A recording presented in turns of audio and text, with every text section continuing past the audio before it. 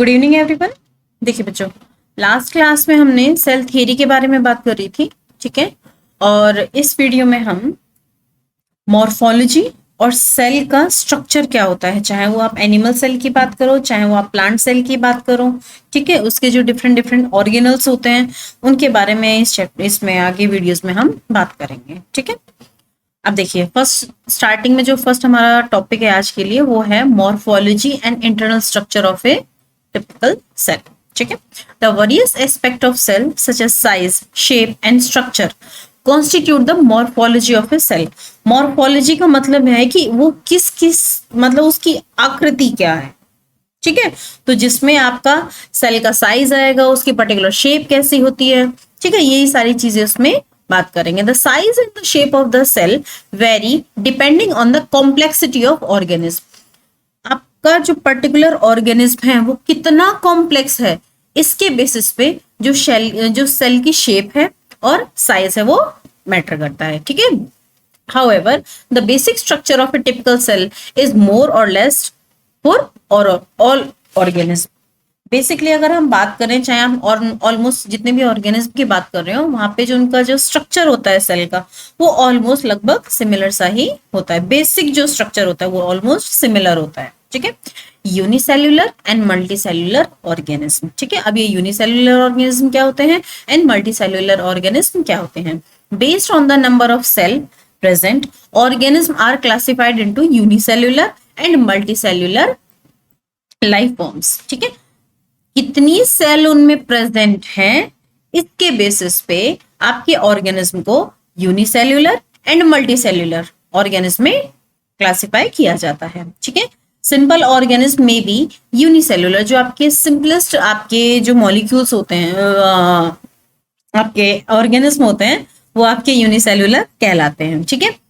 उनमें सिर्फ एक सेल होगी और जो आपकी कॉम्प्लेक्स ऑर्गेनिज्म होते हैं वो उनमें उनकी बॉडी में जो मल्टीपल सेल से मिलके बनी होगी। ये इसके बेसिस पे होता है बेटा कि जैसे जो कॉम्प्लेक्स ऑर्गेनिज्म होते हैं उनमें उनकी बॉडी में जो डिफरेंट डिफरेंट प्रोसेसेस हो रही होती हैं वो डिफरेंट डिफरेंट ऑर्गन्स परफॉर्म करते हैं, ठीक है।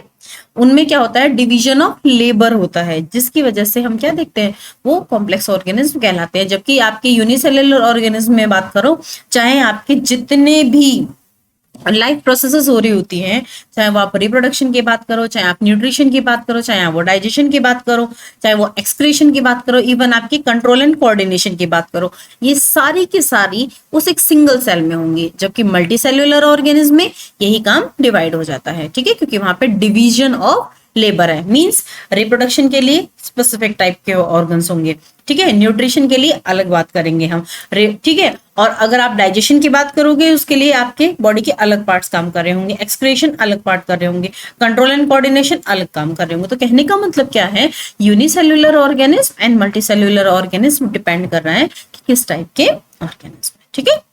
Unicellular organism is an organism that consist of one cell only, जिसमें सिर्फ वन सेल प्रेजेंट होती है। All life processes such as reproduction, nutrition, digestion, excretion, control and coordination occur inside one cell only, ठीक है। जितनी भी ये life processes हैं वो सारी की सारी जब एक सिंगल सेल में होंगी तो इस टाइप के जो ऑर्गेनिज्म होंगे वो आपके यूनिसेल्युलर ऑर्गेनिज्म कहलाएंगे।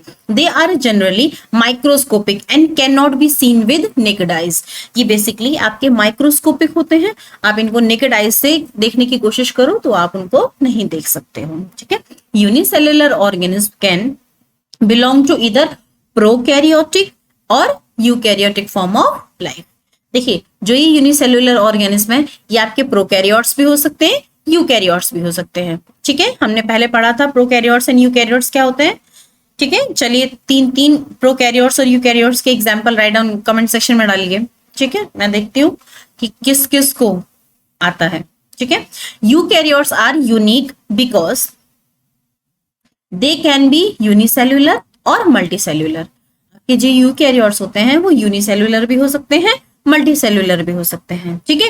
और यूकैरियोट्स में जो न्यूक्लियस होता है जहां पे उनका डीएनए स्टोर्ड होता है, ठीक है, और उसमें माइटोकॉन्ड्रिया होता है जो आपकी जो सेल की एनर्जी जनरेशन के लिए रिस्पॉन्सिबल होता है। और इसके अलावा और भी अदर ऑर्गेनल्स होते हैं जो डिफरेंट डिफरेंट फंक्शंस परफॉर्म करते हैं, ठीक है। वहीं हम प्रोकैरियोट्स में बात करें तो उसमें वो एक सिंगल सेल होती है और उसमें भी जो ऑर्गेनल्स होते हैं और जो न्यूक्लियस होता है वो मेम्ब्रेन बाउंडेड नहीं होते हैं। क्लियर?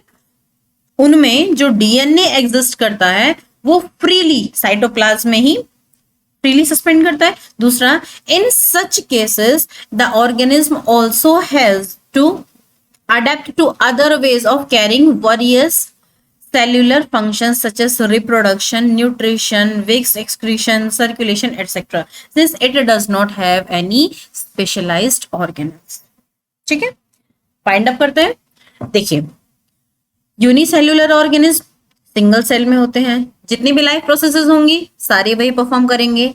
ये आपके प्रोकैरियोट्स भी हो सकते हैं, यूकैरियोट्स भी हो सकते हैं। प्रोकैरियोट्स होंगे तो इनमें जो इनके ऑर्गेनल्स हैं ना तो वो मेम्ब्रेन बाउंडेड होंगे, जो न्यूक्लियस है ना ही वो मेम्ब्रेन बाउंडेड होगा।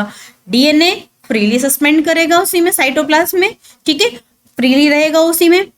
दूसरा, जो ऑर्गेनिज्म होते हैं उनकी बॉडी में डिफरेंट डिफरेंट टाइप की अडेप्टेशन होती हैं। क्यों? ताकि उनमें उनकी जो जैसे एक्सक्रीशन हो रहा है तो वो अलग प्रोसेसेस परफॉर्म करेंगे। उनकी बॉडी में सर्कुलेशन किस तरीके से होगा, न्यूट्रिएंट इधर से उधर कैसे जाएंगे, वो अलग होगा। ठीक है, उनमें रिप्रोडक्शन किस तरीके से होगा, इसके लिए अलग तरीके का एडेप्टेशन होगा। समझ में आया? क्यों? क्योंकि इनके पास कोई पर्टिकुलर टाइप का ऑर्गेनल्स नहीं होते हैं इन सारी एक्टिविटीज को परफॉर्म करने के लिए। ठीक है, वहीं हम यूकैरियोट्स में बात करें, उनमें जहां डीएनए स्टोर्ड होगा वो पर्टिकुलर आपका मेम्ब्रेन बाउंडेड होगा, माइटोकॉन्ड्रिया होगा जो एनर्जी प्रोडक्शन के लिए काम करेगा। कहने का मतलब क्या है, जो यूकैरियोट्स होते हैं उनमें अलग अलग ऑर्गेनल अलग अलग टाइप के फंक्शंस परफॉर्म करेगा। ठीक है, यूनिसेल्युलर ऑर्गेनिज्म का एग्जांपल अगर हम बात करें तो बैक्टीरिया है, पैरामीशियम है, यीस्ट है, अमीबा है, ये सारे आपके यूनिसेल्युलर ऑर्गेनिज्म के एग्जांपल हैं। अब बात करते हैं हम मल्टीसेल्युलर ऑर्गेनिज्म की। Multicellular organism is an organism that consists of more than one cell. जिनकी बॉडी में एक से ज्यादा सेल होगी, मल्टीसेल्युलर ऑर्गेनिज्म कहलाएंगे। The organism are characterised by division of labour, उनमें लेबर का डिवीजन होता है।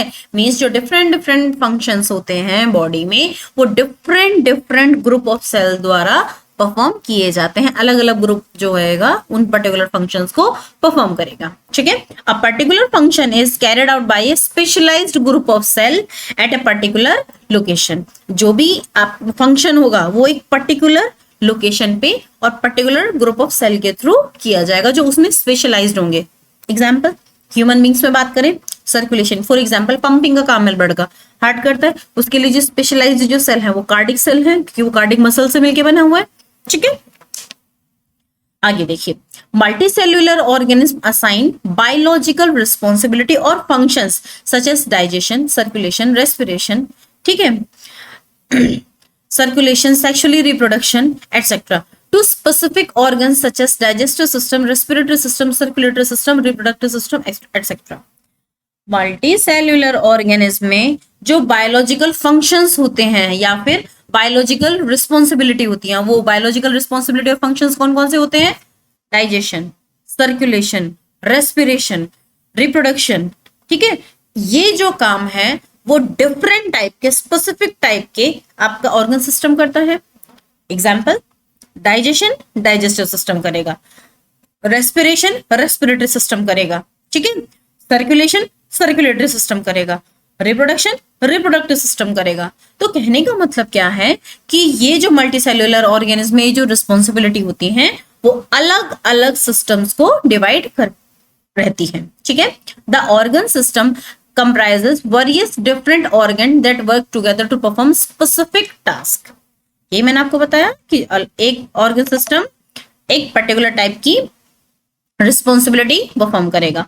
Further, these organs are composed of various type of cells that are responsible for doing their specific functions। ठीक है, और जो organs होते हैं वो डिफरेंट डिफरेंट टाइप की सेल्स से बने होते हैं और वो जो सेल्स हैं उनकी पर्टिकुलर रिस्पॉन्सिबिलिटी होती है। For example, rod and cones are the cell which are present in our eyes. ठीक है, और ये आपके लाइट को एब्जॉर्ब करना, ये आपके फोटो रिसेप्टर्स होते हैं। ठीक है, जो लाइट को एब्जॉर्ब करते हैं, जबकि जो न्यूरॉन्स होती हैं सेल, जो न्यूरॉन्स होती हैं, नर्व सेल्स होती हैं, वो क्या करती है, वो एक्सॉन से आपके क्या करती है, इम्पल्सेस को कैरी करती है।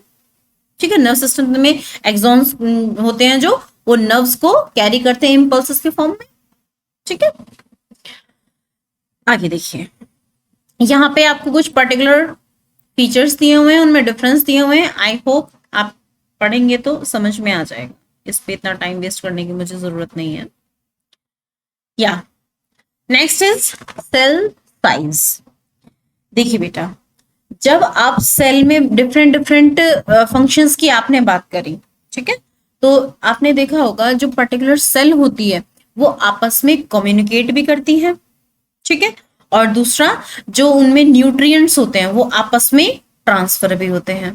ठीक है, तो इसके लिए जो सेल का साइज है ये ऐसा फैक्टर रहता है जो काफी ज्यादा रिस्पॉन्सिबल रहता है। ठीक है, और उनमें जो बेसिकली अगर आप बात करते हो surface area upon volume ratio, ये इस पे डिपेंड कर रहा है कि जो पर्टिकुलर सेल है उसके जो डिफरेंट डिफरेंट फंक्शंस हैं वो किस तरीके से परफॉर्म होंगे, मतलब कितने अच्छे तरीके से, कितना वायबल वो इन फंक्शंस को परफॉर्म कर सकती है। ठीक है, चलिए देखते हैं।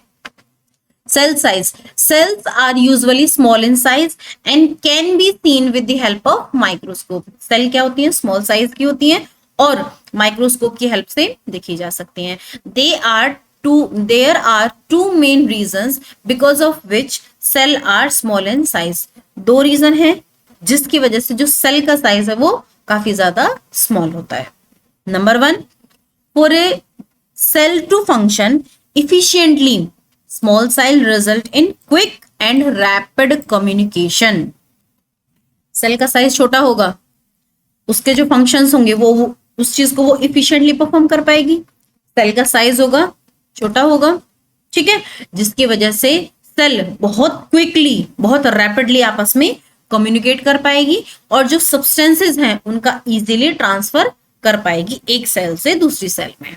ठीक है, और जो सेल के डिफरेंट डिफरेंट कंपोनेंट्स होते हैं उनमें भी इनको इजीली ट्रांसफर कर पाएगी। ठीक है, small size presents large surface area upon volume ratio. Means large क्या मतलब, कौन सी क्वांटिटी लार्जर होती है बेटा, सरफेस एरिया अपॉन वॉल्यूम। ठीक है, ये जो रेशियो है ये लार्ज होता है। ठीक है, अब देखिए surface area upon volume ratio ये होता क्या है।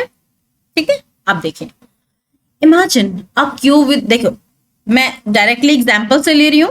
ठीक है, देखिए यहाँ पे इन्होंने क्या किया है, एक सेल ले लिए बेटा जिसका जो आपका क्यूब में लिए, जिसकी एक तरफ की जो साइड है वो 30 माइक्रोमीटर ले लिया।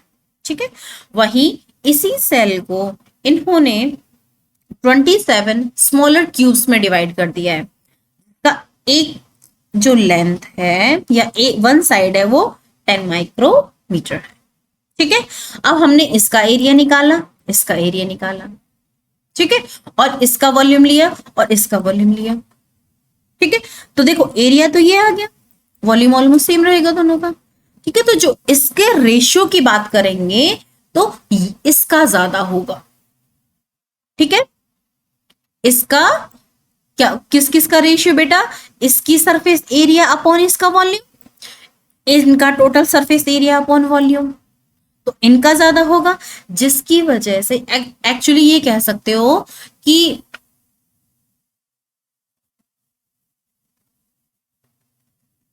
एरिया देखिए एक्जैक्टली डबल, तो ये जो ये रेशियो होगा ये भी क्या हो जाएगा, बढ़ जाएगा।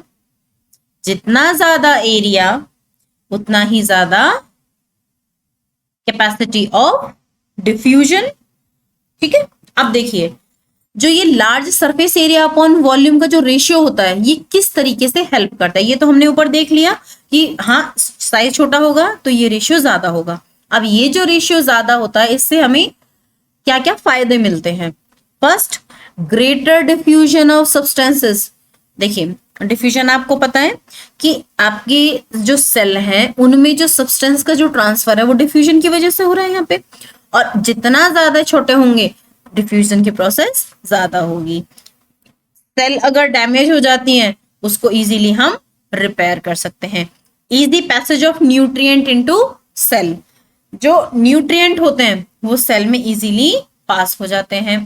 Convenient exit of metabolic waste, देखिए मेटाबॉलिक जो वेस्ट होता है वो सेल में बहुत इजीली एक्सक्रीट हो जाता है, ठीक है, सेल से बाहर निकल सकता है। और जो रेस्पिरेटरी गैसेस होती हैं, चाहे वो आप ऑक्सीजन की बात करो, चाहे वो कार्बन डाइऑक्साइड की बात करो, इनका एक्सचेंज बहुत इजीली हो जाता है, ठीक है। तो ये सारे फायदे थे जो आपको इस रेशियो के ज्यादा होने पे मिलते हैं, ठीक है। आई होप आपको समझ में आ गया होगा।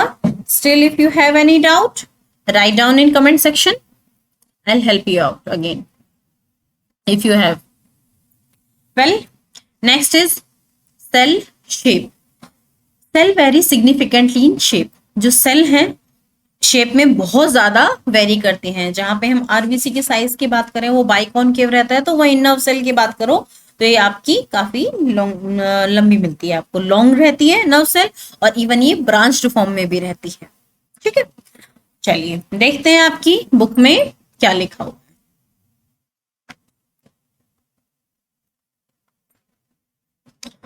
देखिए, the shape of cell is related to the functions it perform.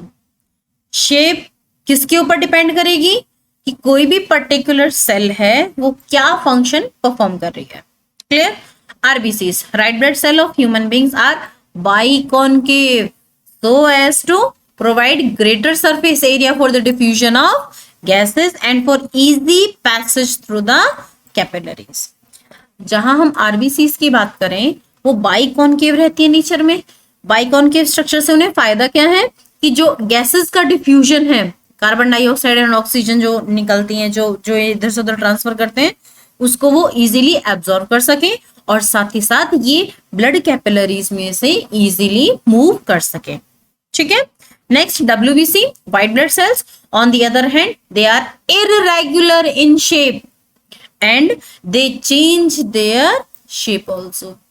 Irregular होती है शेप में, कोई फिक्स शेप नहीं रखती है, और इनकी जो शेप है वो भी particular time to time change हो सकते हैं। This help them to squeeze out through narrow capillary walls and hence they can make their way on the site of injury और for defence.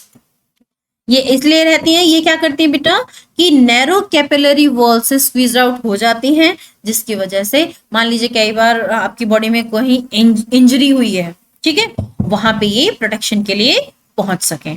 In this way they act as scavengers, ठीक है।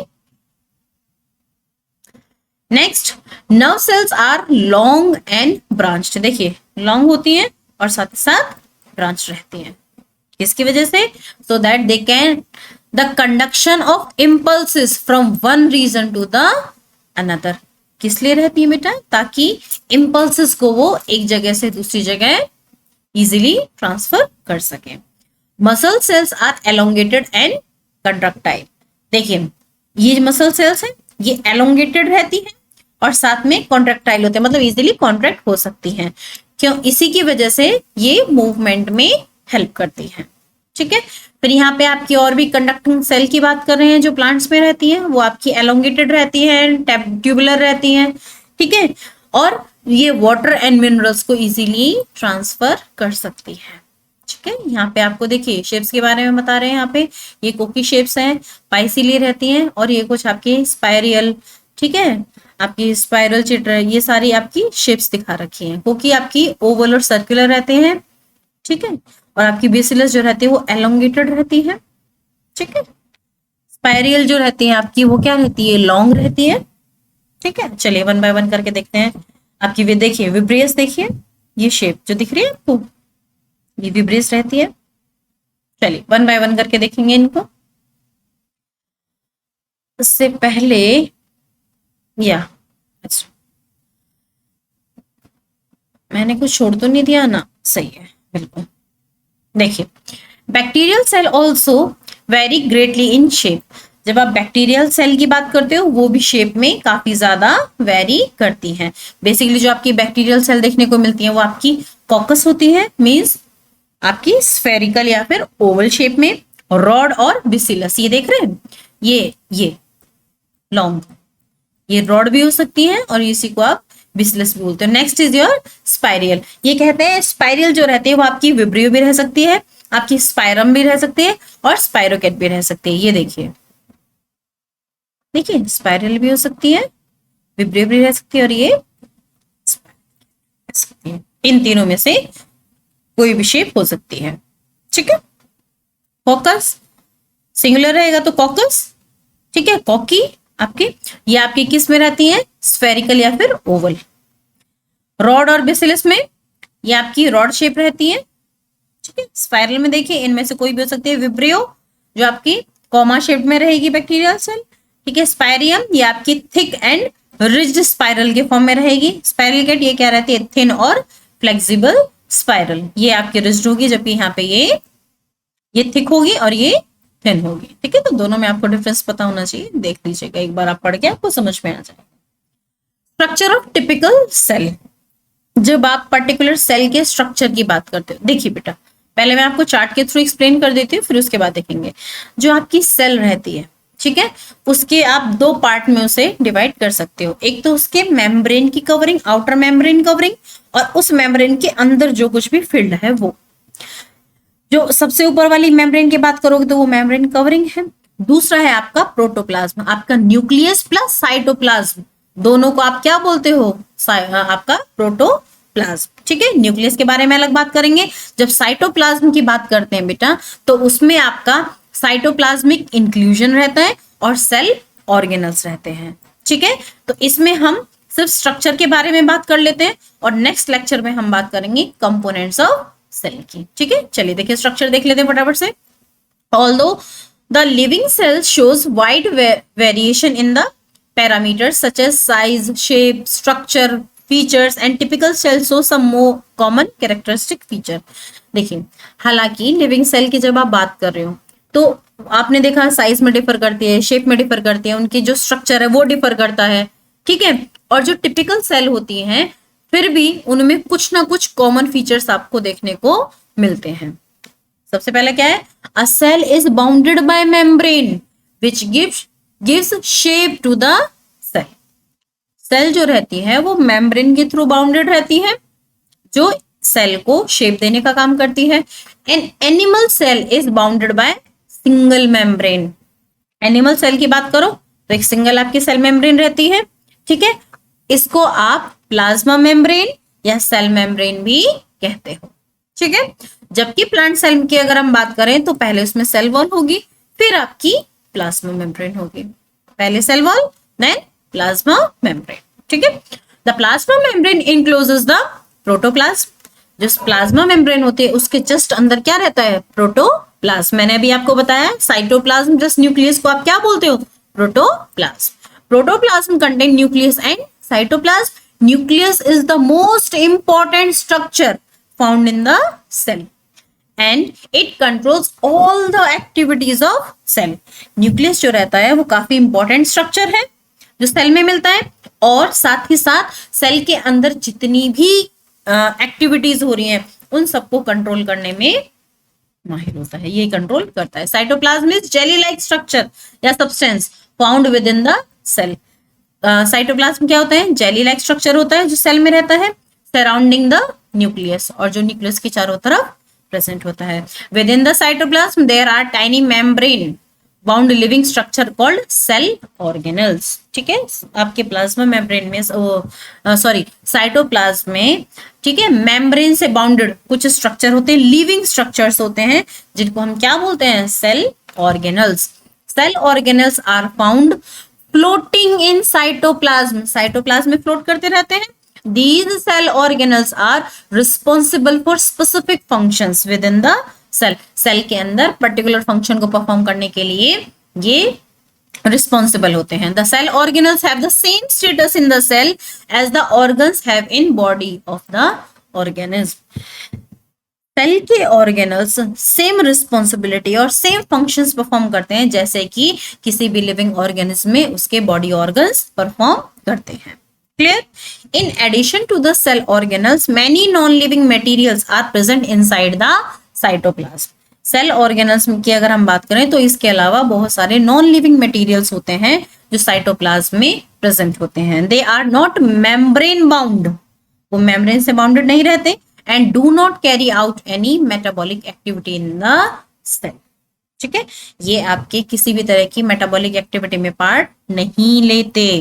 दे are called cytoplasmic inclusion. उनको हम क्या कहते हैं? Cytoplasmic inclusion. Cytoplasmic inclusion फिर से देख लीजिए बेटा।